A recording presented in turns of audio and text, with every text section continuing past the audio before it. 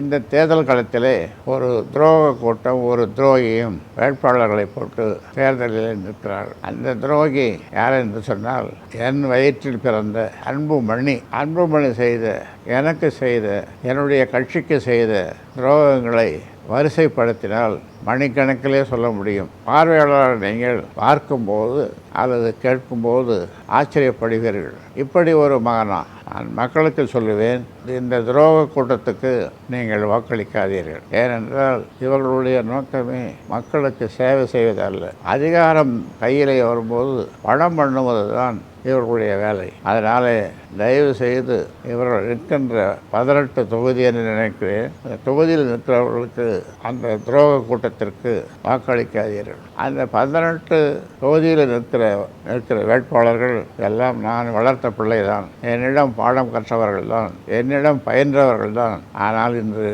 பணத்திற்காக அணி மாறி அங்கே அன்புமணியிடம் போய் நிற்கிறார்கள். அவர்களுடைய நோக்கமெல்லாம், அவர்கள் சொல்வதெல்லாம் அதிகாரம் இருந்தால்தான் மக்களுக்கு சேவை செய்ய முடியும். ஆனால் உண்மையிலேயே அதிகாரம் இருந்தால்தான் மக்களுக்கு சேவை செய்ய முடியும் என்பது உண்மைதான். ஆனால் இவர்களுடைய நோக்கம் அதிகாரத்தை பெற்று மக்களுக்கு சேவை செய்வதல்ல, பணம் பண்ணுகிற வேலையைத்தான், அந்த கலையைத்தான் இவர்கள் கற்றிருக்கிறார்கள். இதிலிருந்து மக்களுக்கு தெரிவது இவருடைய நோக்கம் மக்களுக்கு சேவை செய்வதல்ல.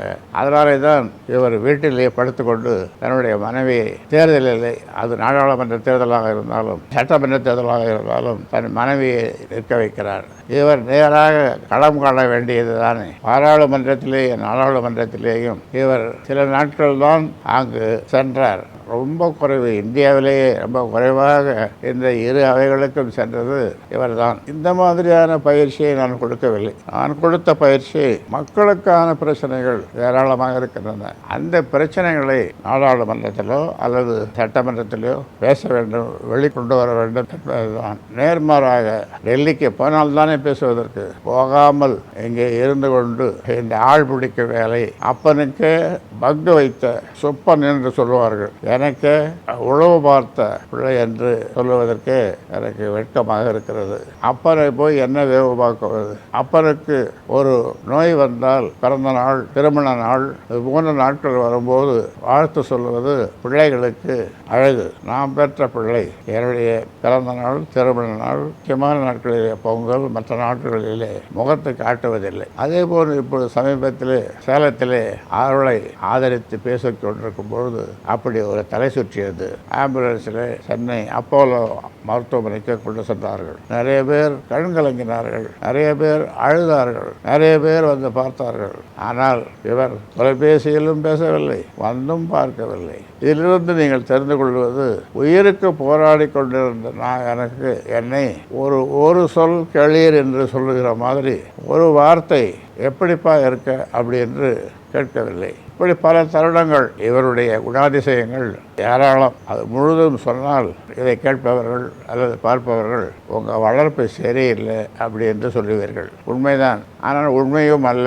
நான் சரியாகத்தான் வளர்த்தேன். இடையிலே தான் இந்த தடுமாற்றம். அதனால் இந்த நேரத்தில் நான் வாக்காளர் பெருமக்களுக்கு சொல்லிக்கொள்ள விரும்புகின்றேன். குறிப்பாக இந்த துரோகி கும்பல் போட்டியிடுகின்ற 18 தொகுதிகளில் இந்த கும்பலுக்கு வாக்களிக்க வேண்டாம் என்று நான் அன்போடு கேட்டுக்கொள்ளுகின்றேன். குறிப்பாக இந்த 18 தொகுதிக்கு அன்புமணி போட்டியிடுகிற அந்த தொகுதிகளிலே வாக்களிக்காதீர்கள் என்று சொல்வது கேட்பவர்களுக்கு அல்லது உங்களுக்கு கசப்பாக இல்லையா?